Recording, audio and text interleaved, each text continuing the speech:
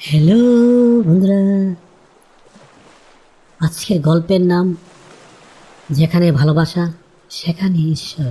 Martin একজন দক্ষ মুচি, কিন্তু তার জীবন দুঃখে ভরা। সে তার স্ত্রী সন্তানদের হারিয়েছে। শেষ সন্তানটির মৃত্যুর পর সে ঈশ্বরের ওপর আস্থা হারিয়ে ফেলেছে। একজন সাধু ব্যক্তি তাকে পরামর্শ দেন বাইবেল পড়ার জন্য। মার্টিন গভীর মনোযোগ দিয়ে বাইবেল পড়তে শুরু করলেন। তার জীবনের উদ্দেশ্য বদলে যায়। সে বুঝতে পারে নিজের জন্য নয়, বরং অন্যের জন্য বাঁচার জন্য মধ্যেই আনন্দ। এক রাতে বাইবেল পড়তে পড়তে মার্টিন তন্দ্রাচ্ছন্ন হয়ে পড়ে। সে একটি কণ্ঠ শুনতে পায়, মার্টিন, আগামীকাল রাস্তার দিকে তাকিয়ে থেকো, আমি তোমার সাথে দেখা করতে আসব। সকালে উঠে মার্টিন দ্বিধায় পড়ে, এটা কি তার মনে ভূত নাকি সত্যি ঈশ্বর আসবেন? সে তার জানালার পাশে বসে কাজ করতে থাকে এবং রাস্তার দিকে কড়া নজর রাখে। রাস্তায় তুষার জমছে। মার্টিন দেখল বৃদ্ধ স্টেপা নিচ কাঁপতে কাঁপতে বরফ পরিষ্কার করছে।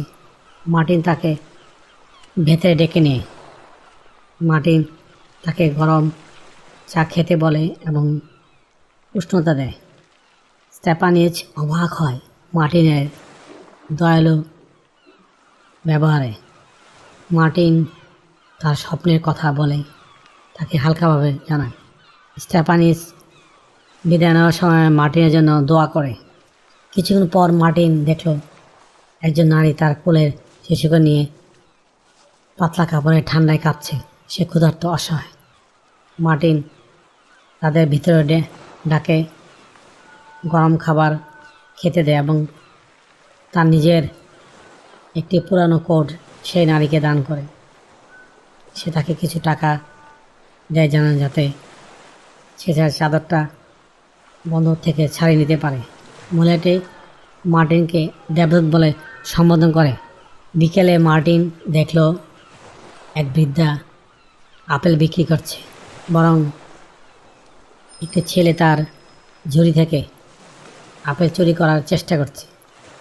বৃদ্ধা ছেলেটির চুল ধরে মারছে। মার্টিন বাড়ি গিয়ে তাদের থামায়।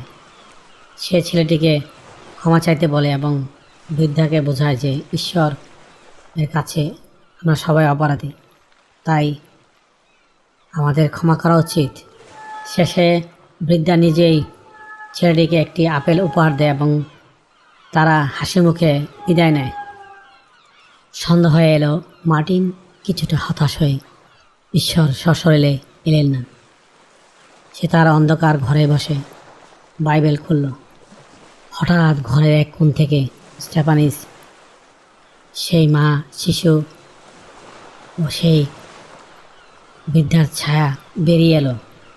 তারা বলল, মার্টিন, তুমি কি আমাকে চিনতে পারোনি? আমি ছিলাম তারা। এই গল্পের মূল শিক্ষা হলো, মার্টিন বুঝতে পারল ওই অসহায় মানুষদের সেবা করার মাধ্যমে সে আসলে ঈশ্বরের সেবা করছে।